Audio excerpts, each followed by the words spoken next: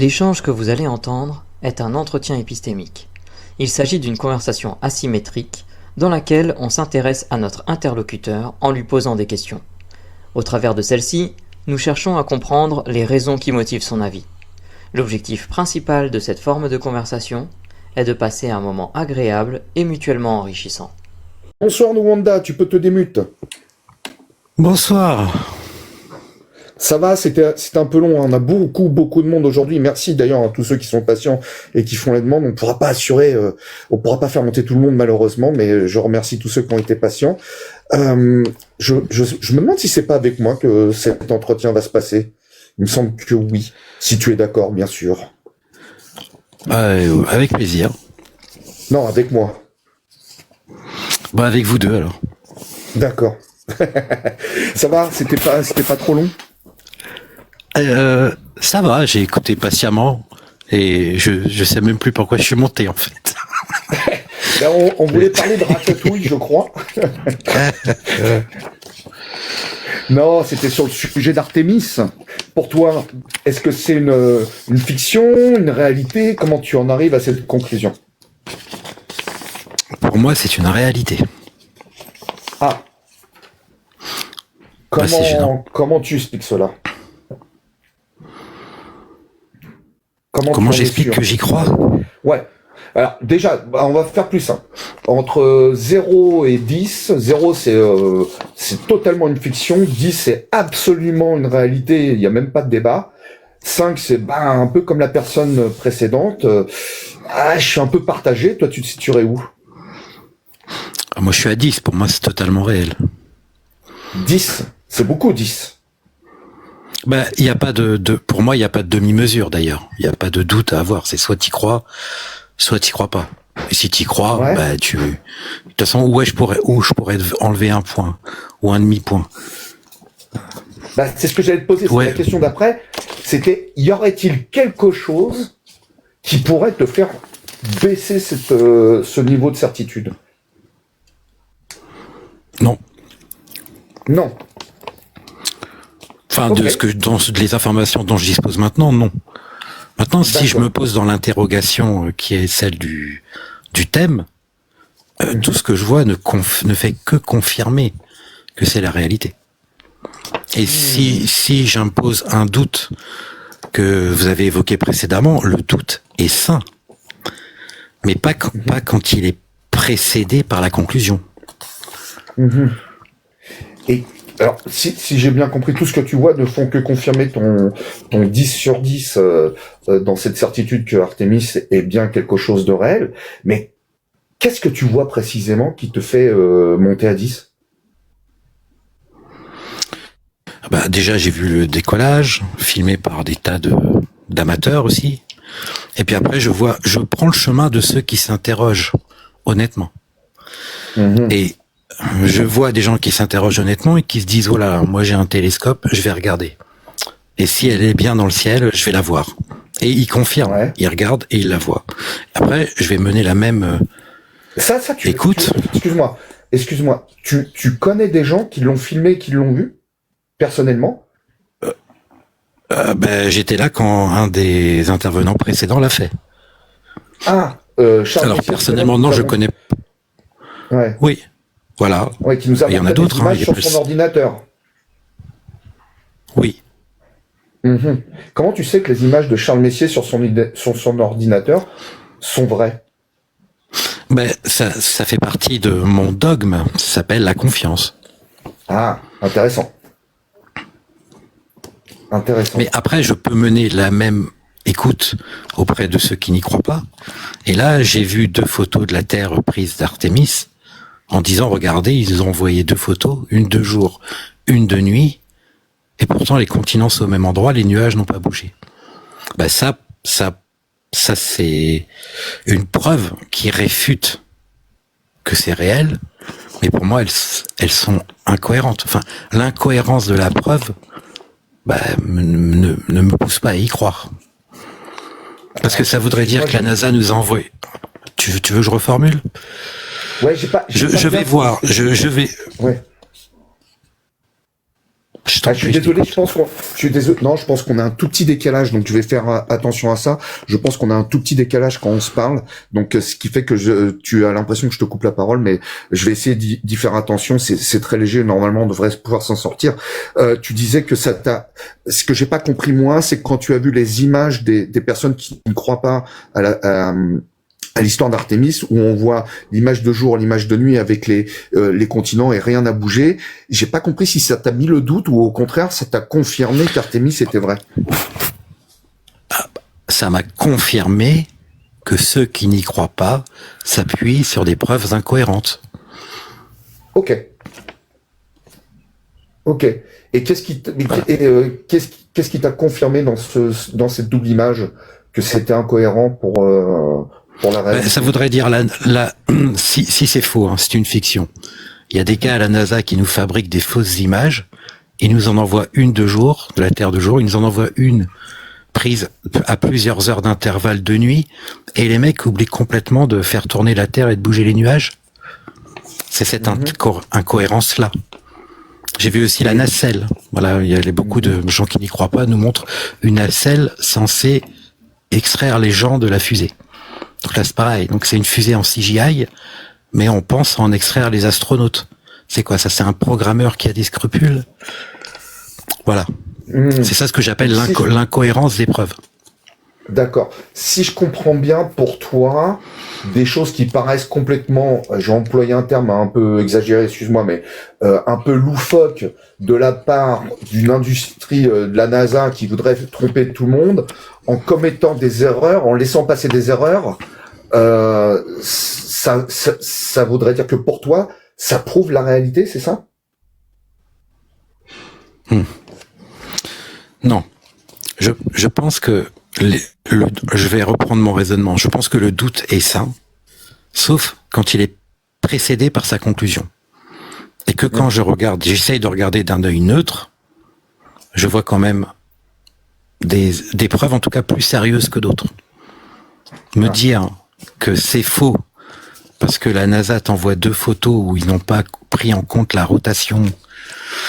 Et en plus, si tu cherches, les 2 photos ont été prises à quelques secondes d'intervalle et c'est le temps d'exposition qui change.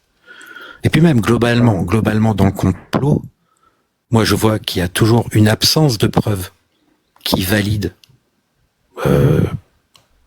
Par exemple, la Terre plate, il n'y a pas de preuves qui le valident. Les preuves qui réfutent sont toujours incohérentes. Et puis, il y a un déni préalable. Voilà, d'abord c'est faux, et on va vous expliquer pourquoi c'est faux.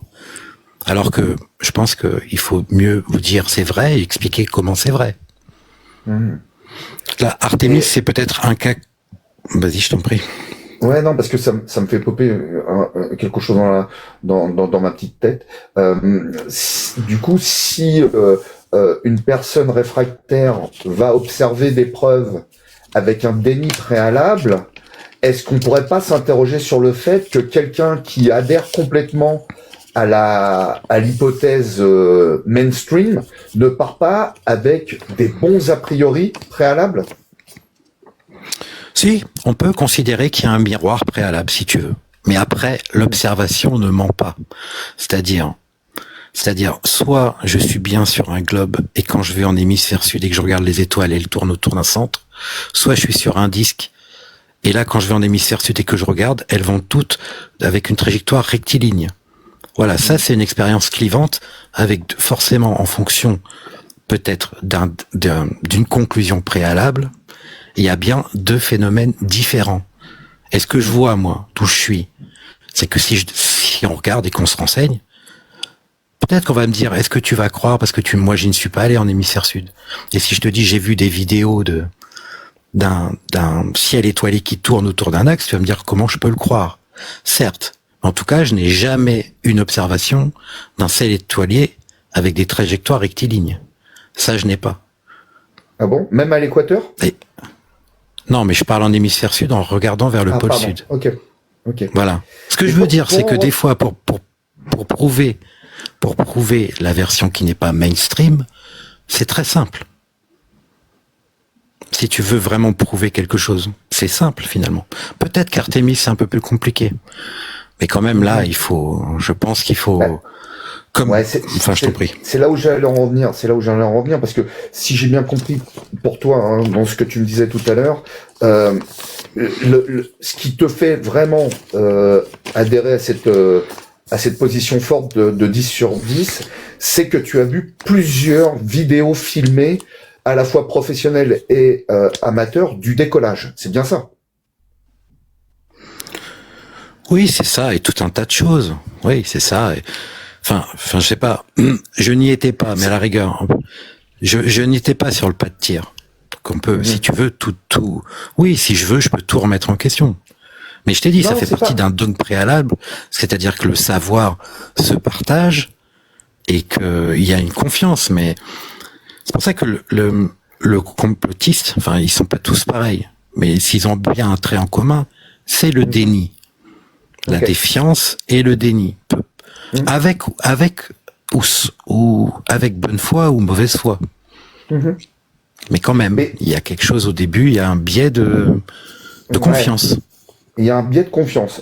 Bah, justement, moi, pour un peu avancer sur potentiellement les biais de confiance que tu pourrais avoir, si tu n'avais pas vu les images filmées, amateurs et professionnels, est-ce que tu croirais ou est-ce que tu aurais encore suffisamment confiance pour dire que Artemis est une réalité? Oui. Ah, et sur quoi tu te baserais du coup? Je te le dis, la confiance. Je ne vois pas pourquoi on me mentirait sur un sujet comme ça. Après, je suis pas fou non plus. Enfin, je suis pas non plus totalement naïf. On a les complotistes qu'on mérite.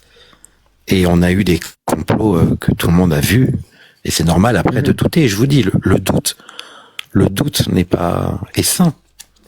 Oui, tout à fait. En règle générale. Mais je vais quand même reformuler un petit peu ma question parce que c'est justement cette histoire de confiance. Sur quoi tu bases réellement ta confiance en l'absence de vidéo? Eh bien, peut-être, je sais pas, peut-être que si on me dit, écoute, moi ça fait, je ne sais pas.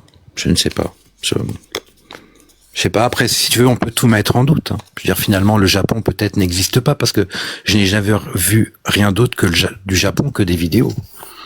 Voilà. Okay. Enfin, si tu commences à penser comme ça peut te mener très loin. Quand même. Ouais. Et du coup, est-ce que c'est intéressant de temps en temps penser comme ça, de se dire, en fait, sur quoi je base réellement ma confiance, parce que la confiance est quelque chose d'important, il me semble. Est-ce que c'est quelque chose pour toi qui te paraît surfait ou intéressant de temps en temps de se poser ces questions-là? Non, de toute façon, le complot nous y oblige. Moi, je vais pas, quelqu'un qui ne croit pas à quelque chose, je rentre pas dedans juste par principe ou par confiance. Le complot nous oblige à avoir un regard critique et d'émettre un raisonnement. Mais vous avez cité plusieurs fois, je crois ce que je vois. Mais cette citation a été complétée. C'est je crois ce que je vois, je regarde, je crois ce que je vois ce que je regarde. Et pour certains, je regarde ce que je veux. Donc moi, j'essaie quand même de tout regarder. Et après, je pèse. Et sur le sujet, j'ai plutôt une tendance à pas avoir un œil très scientifique, en fait. La science est là, bien sûr. Mais souvent, c'est pas là le sujet, en fait. Le sujet, c'est l'honnêteté. C'est-à-dire que toi, tu as parlé tout à l'heure de courage et d'honnêteté intellectuelle. Quand il m'arrive de croiser des gens qui pensent plutôt que la Terre est plate, j'ai plutôt affaire à la censure et à l'insulte. Pour moi, c'est un indice. Toi, tu me laisses parler, tu laisses parler. Si je venais de dire qu'Artemis était faux, tu me laisserais parler. Et pour moi, tu vois, ça c'est un indice. Après, tu t'appelles comme ça, je pense que c'est pas pour rien. C'est-à-dire que face à une réflexion, tu vas quand même prendre des fois une solution qui implique le moins de données supplémentaires. D'accord ? Je suppose que tu appliques le rasoir du même nom. Et donc, quand même... J'essaye. Oh. Eh bien là, si on me dit qu'une fusée a décollé aux États-Unis pour aller faire le tour de la Lune, je pense que ça m'oblige à beaucoup plus de variables de penser que c'est faux. plutôt que c'est réel. Et ne serait-ce que parce que si c'est réel, il a fallu les meilleurs ingénieurs de la planète sur le sujet. Et si c'était faux, il y a beaucoup de personnes avec des compétences scientifiques qui ne se priveraient pas de dire que c'est faux. Ils sauteraient sur l'occasion. Ah, donc, parce que j'allais te poser la question, et tu viens de m'apporter plus ou moins la réponse, parce que j'allais te dire tout à l'heure, quand je t'ai posé la question sans vidéo, tu m'as dit, je ferai confiance, et donc sans le voir, est-ce qu'on peut parler de confiance aveugle? Mais du coup, tu as un deuxième élément qui te pousse à mettre une échelle de conviction assez haute, c'est de te dire, si c'était faux, d'autres scientifiques l'auraient dénoncé, c'est bien ça? Oui, la science, c'est la communauté scientifique. C'est toute la beauté du truc aussi. Elle relie les hommes à travers le monde. Donc, ils sont pas majoritairement là pour nous mentir. Okay. Si quelque chose était faux, je ferais confiance à tout ça, à ce réseau. D'accord. Donc, est-ce que je pourrais résumer, en fait, ton propos, et tu me dis si je me trompe, que ton 10 sur 10 sur le fait qu'Artemis est bien réel, il est plutôt fondé sur le fait que tu fais confiance à la science sur un 10 sur 10? Oui, mais surtout je peux pas te répondre 8, pour moi c'est pas cohérent. Si tu me demandes si Artemis est vrai, je peux pas te répondre j'y crois 8 sur 10. Pour moi c'est incohérent. C'est soit j'y crois, soit je mets en doute, et là du coup je vais te répondre je ne sais pas, ou 5, ou alors j'y crois pas et c'est 0. Je vois qu'on m'interpelle dans les messages, je suis pas capable de lire. Non, ne lis pas. Faut pas lire, moi je lis pas. Je lis pas, et désolé pour ceux qui m'envoient des messages, je ne vous lis pas, c'est pas que je vous aime pas, c'est que je suis concentré sur la discussion. Et j'ai peut-être une dernière question, parce que, oui, on est déjà à 15 minutes. Est-ce que les scientifiques eux-mêmes donnent une confiance dans les travaux scientifiques à hauteur de 10 sur 10? Ou est-ce qu'ils doutent toujours un peu? De leurs prédécesseurs? Ou même quand tu es scientifique. De leurs travaux. Mais par définition, quand tu fais une expérience, si tu es chercheur et que tu fais une expérience, tu vas tout faire pour la mettre en défaut. Parce que tu sais qu'une fois que tu vas l'exposer aux autres, ils vont tout faire pour la mettre en défaut. Donc c'est comme ça que tu solidifies ta position, qu'elle soit scientifique ou philosophique. C'est en la mettant à l'épreuve des autres, et donc avant tout de toi-même. Sinon, tu arrives pas comme ça dans une pièce en disant j'ai trouvé ça. Et beaucoup d'avancées, surtout dans le dernier siècle, sont d'abord sur un doute, sur quelqu'un qui exprime quelque chose, et même des fois qui disent ah là j'ai trouvé ça, j'y crois pas. Partout là nous verrons là. Je vais pas plonger dans le débat scientifique, mais la constante de Planck utilisée partout est avant tout un appel à l'aide à la communauté en disant les gars j'ai trouvé ça, aidez-moi parce que ça colle pas avec ce que je crois. Donc la science n'a pas de croyance, la science montre la réalité et peu importe ce que pense l'expérimentateur à la base. Et bien sûr des fois comme d'autres expériences célèbres comme Michelson et Morley, au début, ils cherchent quelque chose et ils voient bien qu'ils le trouvent pas. Donc la science, c'est ça. La science, c'est un réseau, c'est-à-dire l'addition de cerveaux pour obtenir une solution la plus proche de la réalité. Donc bien sûr, tout ça, ça passe par la confiance et le doute tout le temps. Sinon, on n'avance pas. On n'aurait jamais avancé. Génération par génération, si les scientifiques n'avaient pas douté de leurs prédécesseurs, nous n'aurions jamais avancé et on penserait toujours que plus un objet est lourd, plus il tombe vite. Alors, du coup, je vais te poser ma dernière question et j'espère que c'est pas la question emportée que je vais piquer à Mélanie. Si toi, tu considères que les scientifiques font preuve d'une rigueur qui permet de toujours tester et douter de leurs résultats, quelle méthode as-tu utilisée, toi, pour mettre en doute la réalité de la mission Artemis? D'accord, bon. Si pour répondre simplement pour me mettre en difficulté, je ne dirais aucune. Parce que c'est pas mon travail. J'ai un travail dans la vie et je me suis pas mis à démontrer que c'était vrai. Par contre, j'ai observé. J'ai observé certains gens qui y croient, qui m'ont montré ce qu'ils eux observaient, et d'autres, j'ai regardé ceux qui n'y croyaient pas et j'ai regardé quelles preuves ils m'apportaient. Et après, j'ai noté la qualité de chacun. Et ça me penche à croire que c'est vrai. Ça confirme. C'est un biais de confirmation, peut-être. En tout cas, merci beaucoup pour tes réponses. Alors, juste avant de te reprendre pour ma dernière question importante, voire peut-être deux, je vais passer dans l'ordre. Je vais partir par le bas. Mélanie, si John il est disponible, il peut poser une question. Galactique et ensuite Terra. Et je te retrouve tout de suite après. Non, j'ai pas de questions à emporter de mon côté. Oh.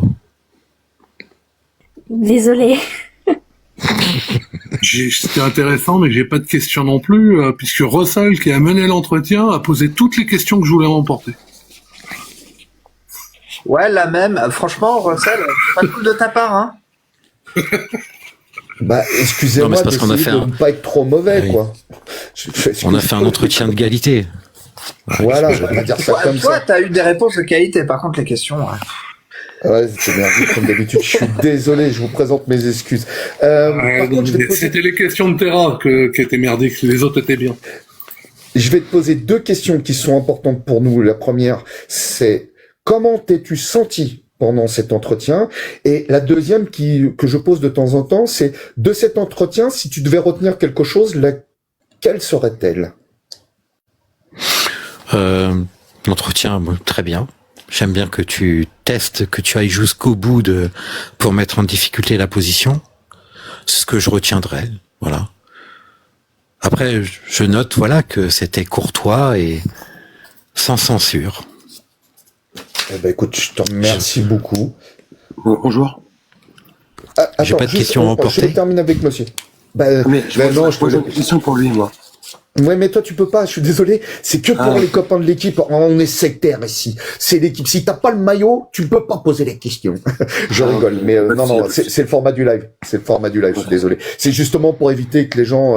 alors, je sais que c'est frustrant, mais on essaye de faire autrement que ce qui se passe habituellement sur TikTok pour éviter que les gens s'invectivent entre eux, se questionnent entre eux. Et surtout, ça permet aux personnes... Ça permet à des personnes parfois qui sont un peu fébriles de monter sur les lives, de se sentir suffisamment en sécurité pour pouvoir venir livrer ce qu'ils pensent et se laisser questionner le plus simplement possible. En tout cas, je te remercie beaucoup. En tout cas pour moi, c'était très agréable aussi et très intéressant. Je te remercie. Salut. Je te souhaite un bon week-end et puis et tu peux rester en bas dans le chat pour écouter si tu veux. Ouais. Il y a une vie en dehors de TikTok. Bien sûr, mais je vais offrir ça à ceux qui me suivent. Je vais les écouter. C'est vraiment sympa. Merci beaucoup à toi. Au revoir. Je te laisse descendre tout seul ou il faut que je t'aide? Je suis grand. Ah bah c'est bien. Merci.